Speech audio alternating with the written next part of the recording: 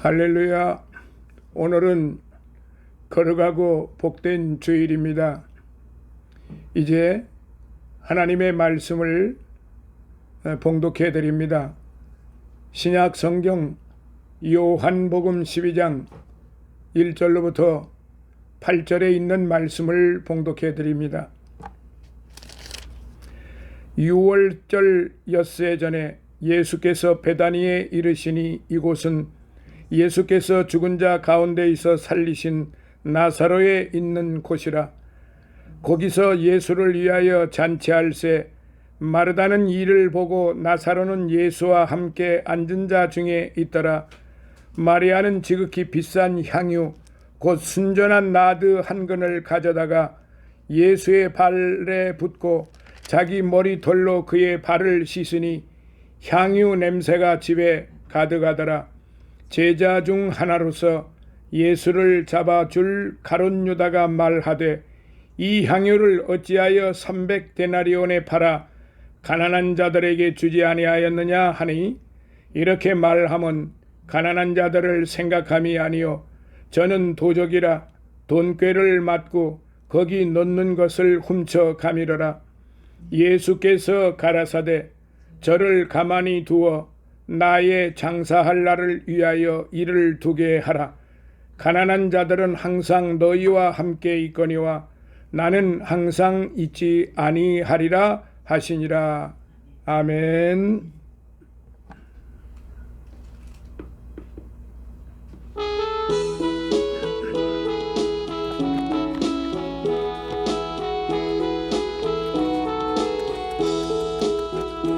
내 진정 사모하는 내 구가 되신 주 예수님은 아름다워라. 산 밑에 백합하여 빛나는 새벽별 님 형언할 길 아주 없도다. 내 맘이 아플 적에 근위로 되시며 나 외로울 때 좋은 친구라. 주는 저 산 밑에 백합 빛나는 새벽별 이 땅 위에 비길 것이 없도다. 내 몸의 모든 염려 이 세상 고락한 나와 항상 같이 하여 주시고, 시험을 당할 때에 악마의 계교를 즉시 물리치사 날 지키시네. 온 세상 날 버려도 주 예수 안 버려 끝까지 나를 돌아보시니, 주는 저 산 밑에 백합 빛나는 새벽별 이 땅 위에 비길 것이 없도다. 내 마음을 다하여서 주님을 따르면 길이 나를 사랑하리니, 물불이 두렵지 않고 장검이 겁없네. 주는 높은 산성 내 방패시라. 내 영혼 먹이시는 그 은혜 누리고 나 친히 주 뵙기 원하네. 주는 저 산 밑에 백합 빛나는 새벽별 이 땅 위에 비길 것이 없도다. 아멘. 오늘은 요한복음 12장 1절로부터 8절에 있는 말씀을 통해서 감사의 생활화가 되자, 감사의 생활화가 되자라고 하는 말씀으로 같이 은혜를 받고자 합니다. 날이 매우 쌀쌀해졌어요. 아마 전년도에 비하면은 한 달 가까이 먼저 추위가 찾아온 것 같습니다. 올해는 붉은 그 들판을 몇 번 보지도 않았는데 가을이 훌쩍 지나간 것 같습니다. 오늘의 말씀을 통해서 같이 은혜를 받습니다. 독일에 큰 기근이 들어서 많은 사람이 굶주릴 때 한 부자 노인이 매일 빵을 구워서 동네 아이들에게 하나씩 나누어 먹였다고 합니다. 그런데 서로 큰 것만 집으려고 아우성을 칠 뿐 빵을 받아서 감사하다고 인사하는 아이는 한 명도 없었습니다.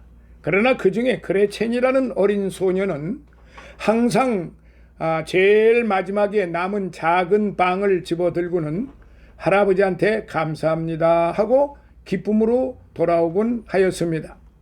그 부자는 하도 기특해서 하루는 제일 작은 빵 속에 50센트짜리 은화 6개를 넣어서 빵을 구워냈더니 그날도 역시 그레첸이라는 착한 소녀가 집어들고 감사하다고 인사하며 갔습니다. 집에 가서 그레첸은 빵을 먹다 보니 은화 6개나 들어있는 것을 보고 할아버지를 찾아와 그 돈을 돌려드렸습니다. 그랬더니 그 부자 할아버지는 감사할 줄 아는 착한 아이에게 주려고 일부러 빵 속에 은화를 넣어 구운 것이니 걱정하지 말고 가지고 가라 했다고 합니다. 감사할 줄 아는 생활이란 참으로 중요한 거지요. 감사는 하나님을 기쁘시게 하고 하나님께 영광을 돌리는 그런 행위일 뿐만 아니라 하나님의 더욱 큰 사랑과 축복을 받게 되는 행위이며 또한 다른 사람을 기쁘게 하고 흡족하게 하는 일이며 자신에게는 좋은 인상을 받게 하며 또한 남에게 호감을 주는 일이기도 하고 또한 긍정적인 삶을 사는 비결이기도 하며 더 나아가서는 하나님의 축복을 중단 없이 받게 되는 그런 아주 비결이기도 한 것이죠. 그런데 많은 사람이 마땅히 감사해야 하는데 감사할 줄 모르고 지날 때가 많아요. 예수님이 10명의 문둥이를 다 고쳐주셨는데 찾아와서 감사한 사람은 한 사람밖에 없었던 것과 똑같습니다. 제대로 감사할 줄 아는 사람은 10명에 1명꼴도 안 되는 게 우리들의 인생입니다. 그래서 사도 바울은 골로새서 4장 2절에 기도를 항상 힘쓰고 기도에 감사함으로 깨어 있으라라고 말씀을 하셨습니다. 기도하는 그 쉬는 죄를 범하지 않도록 기도에 깨어 있어야 하는 것처럼 감사하지 않는 죄를 짓지 않도록 늘 감사에 깨어 있어야 한다는 것이지요. 사람에게 고맙다고 인사를 해도 마지못해서 거칠애로 인사하는 사람이 있고요. 진정한 감사를 표하는 사람도 있죠. 그런데 오늘 본문에 나온 마리아는 참된 감사의 행위를 보여준 사람이기도 합니다. 그래서 오늘은 이 모범적인 감사라는 이제 감사의 생활하자라고 하는 이 제목으로 은혜를 받고자 한 것입니다. 죽었던 자기 오빠를 예수님이 살려주어서 고마워서 그랬던지 예수님의 은혜에 감사해서 6월절 엿새전에 잔치를 잘 치러서 대접하는 중에 마리아는 비싼 나드 향유 옥합을 갖다가 아낌없이 깨트려 예수님의 발에 붓고 엎드려 머리털로 이제 씻어드렸습니다. 이 나드 향유는 1년 이상 벌어야 살 수 있는 아주 비싼 향유였습니다.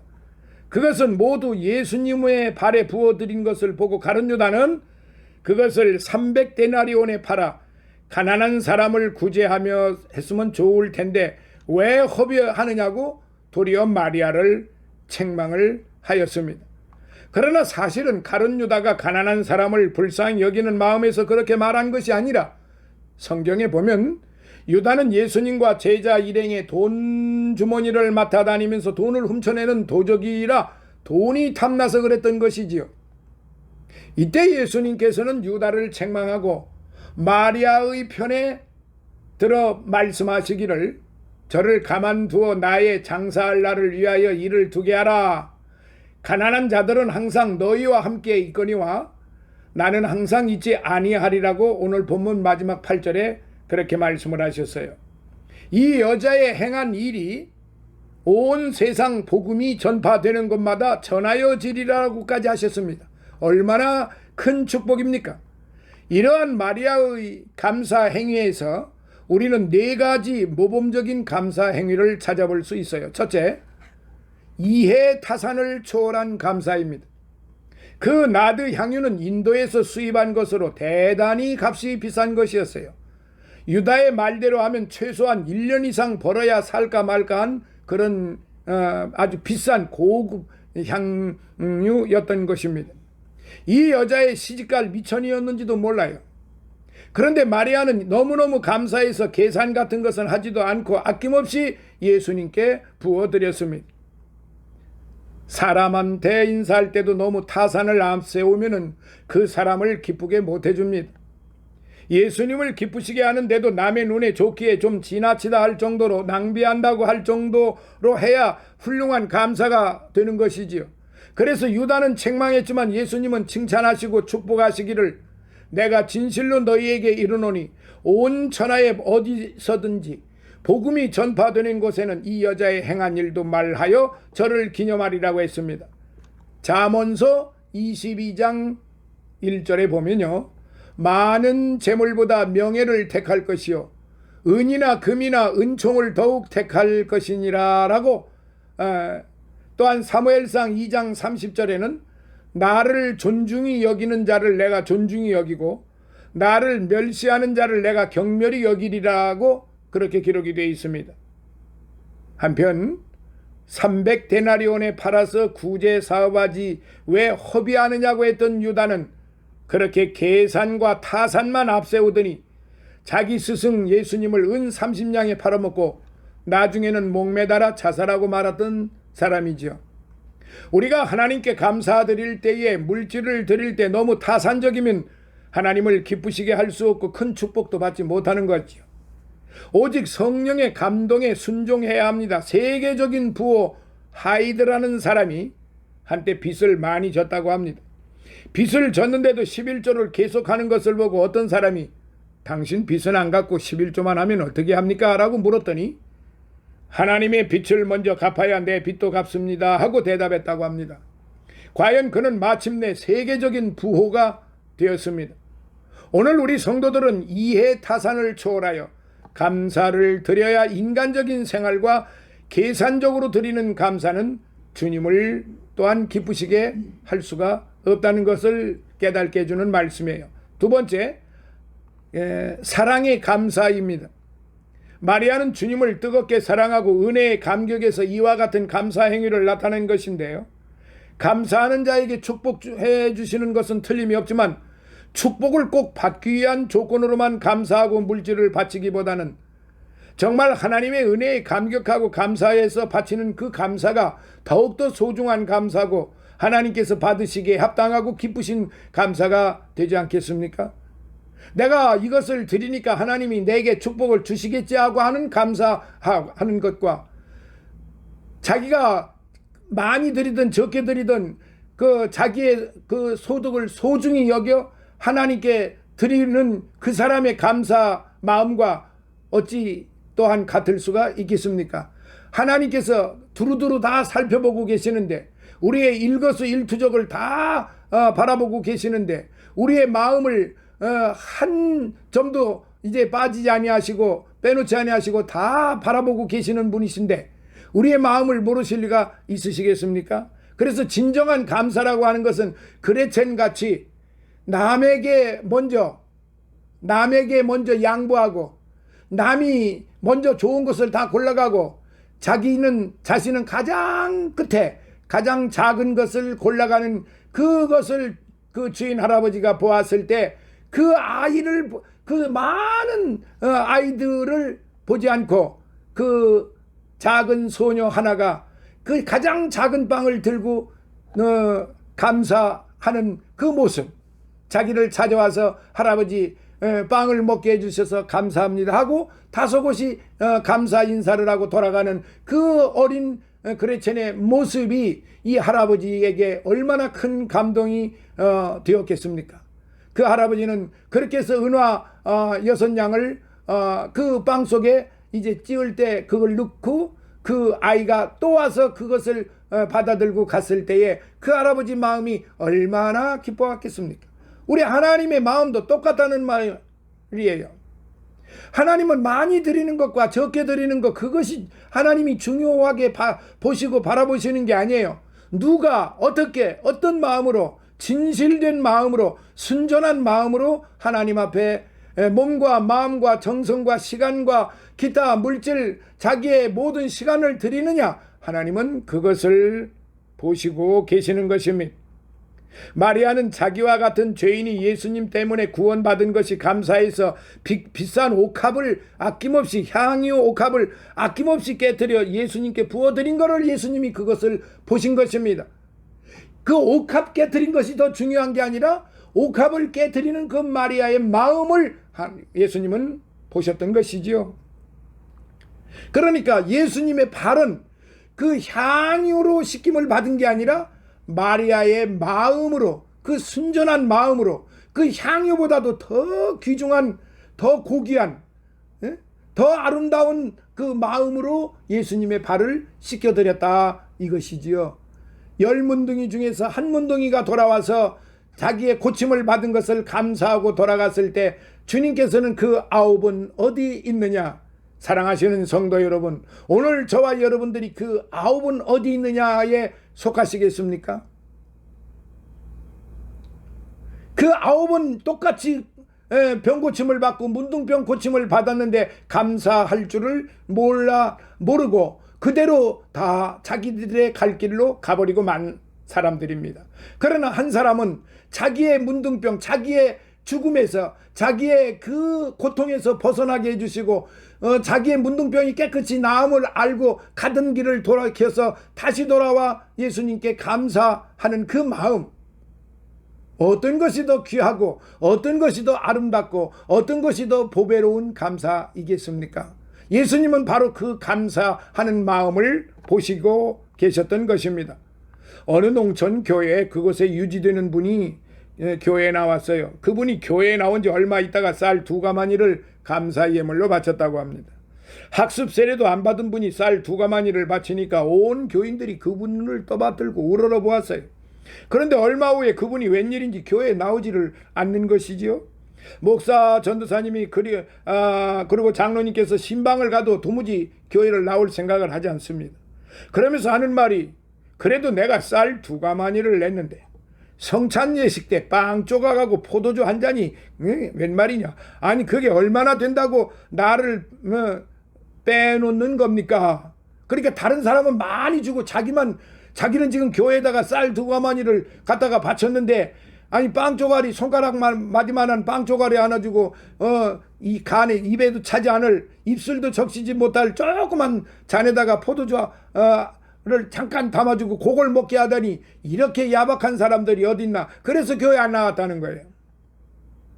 알고 보니 참으로 그분은 또 그럴 만도 했습니다. 왜? 믿음이 없으니까. 자기는 쌀 2가마니 바쳤는데 기껏 준다는 게 손가락 마디만한 빵 하나 그거 살랑 입에다가 넣게 해주는 것이 그게 얼마나 야속했습니까? 우리는 무엇을 잘한다고 칭찬받을 때 교만마귀가 들어오지 못하도록 주의하고, 다른 사람이 칭찬할 때 질투마귀가 들어오지 못하도록 주의해야 합니다.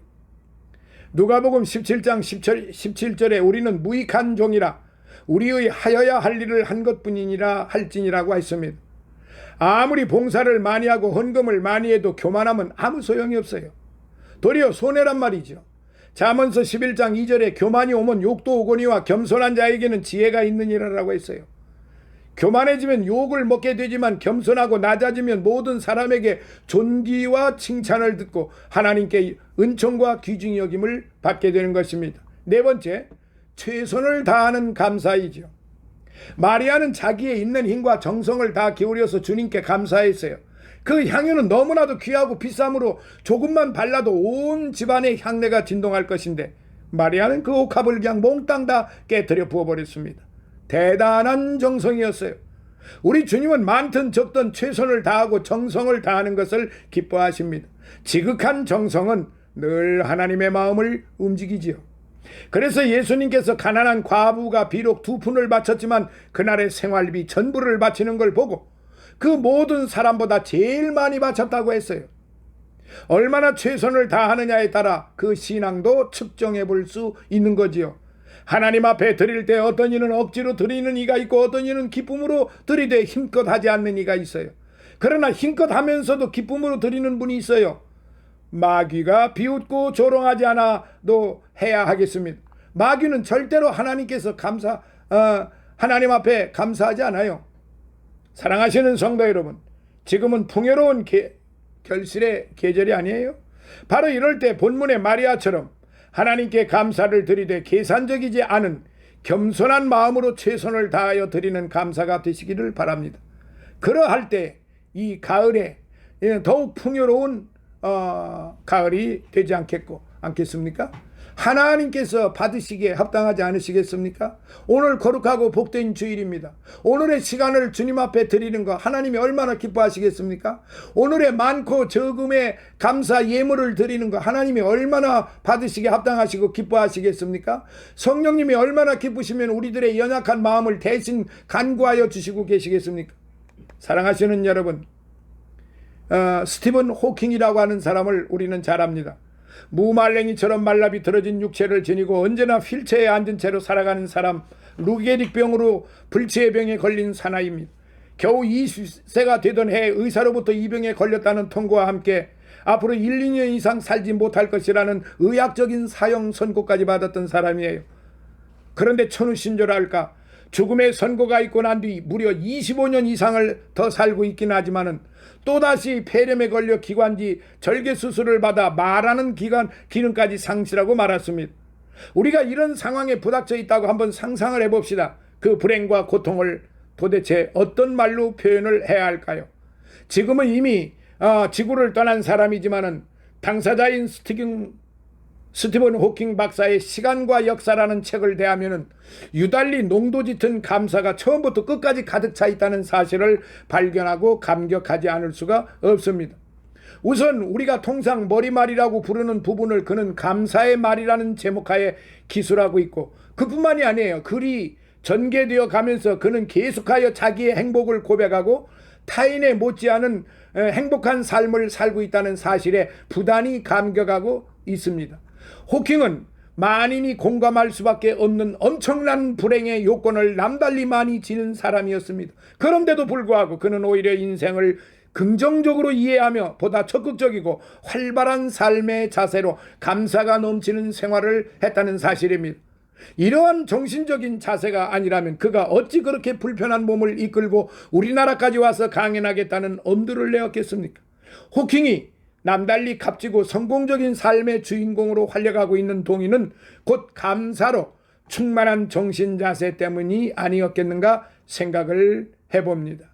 사랑하시는 성도 여러분, 아인슈타인의 버금가는 이론 물리학자라는 평가도 받는 이런 스티븐 호킹, 영국 왕립협회의 회원이 되는 영광을 안을 수도 있었고, 케임브리지 대학의 루카스 수학 교수로 뉴턴의 영예를 계승하고 있기도 했습니다. 건강, 지위, 재산, 가문, 학벌, 건전한 가족, 구성원 등등 남이 부러워할 만한 여건들을 한 몸에 독차지 하고서도 불평, 불만에 사로잡혀 찌들고 비틀어진 삶을 살아가는 사람들이 우리 오늘날 얼마나 많습니까? 이런 사람 천당에 옮겨다 놓아도 불평, 불만으로 지옥의 삶을 살 수밖에 없는 사람들인 것입니다. 오늘 하나님의 말씀은 이렇게 말씀하고 계십니다.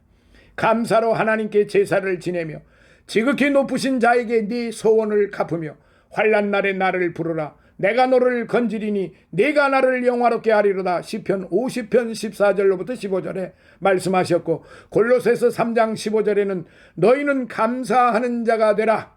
너희는 감사하는 자가 되라. 데살로니가전서 5장 16, 17, 18 항상 기뻐하라. 범사에 쉬지 말고 기도하라. 범사에 감사하라. 이는 그리스도 예수 안에서 너희를 향하신 하나님의 뜻이니라고 사도 바울 선생은 오늘 그렇게 우리들에게 말씀하고 계십니다.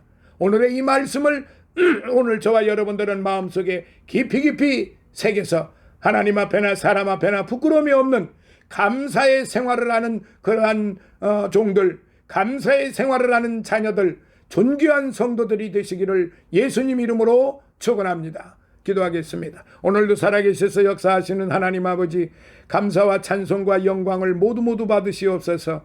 이제 오늘의 말씀을 통해서 아버지 하나님, 오늘날 우리는 감사의 생활을 하지를 못했습니다. 설령 감사한다 했을지라도 생색을 내고 나 자신을 드러내는 그런 감사의 생활밖에 하지 못했음을 이제 회개하고 용서를 빕니다. 하나님, 이제 우리들이 남은 여생, 오늘 우리들이 이 말씀을 듣고 이제 정말로 하나님 앞에 진실로 감사하는, 그야말로 순전한 마음으로 이 마리아처럼, 그레첸처럼, 그렇게 스티븐 호킹처럼 감사하면서 행복한 삶을 영위하는 그런 하나님의 자녀들, 존귀한 성도들이 되게 하여 주옵소서. 예수님 거룩하신 이름으로 감사하고 기도드리옵나이다. 아멘. 지금은 우리 주 예수 그리스도의 무한하신 은혜와 하나님 아버지의 극진하신 사랑하심과 성령님의 감화 감동 내주 충만 교통하심이 사랑하는 우리 백합선교 교회 위에와 또한 이제 섬기는 주의 종들 머리 위에, 특별히 우리 믿음의 모든 가족들 머리 위에, 우리 김민정 준목과 주연숙 준목 머리 위에, 그들의 가정과 그들의 모든 가족들 머리 위에, 영육간의 강건함 위에, 그리고 늘 우리와 함께하는 이제 기쁜샘 교회 이주환 목사와 그의 섬기는 교회와 가족들 머리 위에, 성장교회 이근성 목사와 그의 섬기는 교회와 그의 가족들 머리 위에, 그리고 또한 늘 우리와 함께하는 최승호 목사와 그의 가족들 머리 위에, 임승원 목사와 그의 가족들 머리 위에, 군웅의 장로와 그의 가족들 머리 위에, 우리 다니엘과 그의 가족들 믿음 위에, 일본에서 선교하고 있는 우리 이병혜 집사와 그의 가족들 섬기는 교회 위에, 또한 우리와 늘 함께했던 우리 OK 문화극단 전후 모든 믿음의 가족들 머리 위에, 또한 이 나라 이민족과 이 나라 모든 그리스도 교회 위에, 이 나라 대통령과 이 나라 모든 관료들 머리 위에, 그리고 해외에 나가 있는 우리의 이제 선교사들과 그의 가족들 머리 위에, 그리고 또 함께 늘 성경 공부에 이제 동참하고 은혜와 사랑을 나누는 우리의 모든 믿음의 가족들 머리 위에 이제로부터 영원토록 함께 있을지어다. 아멘.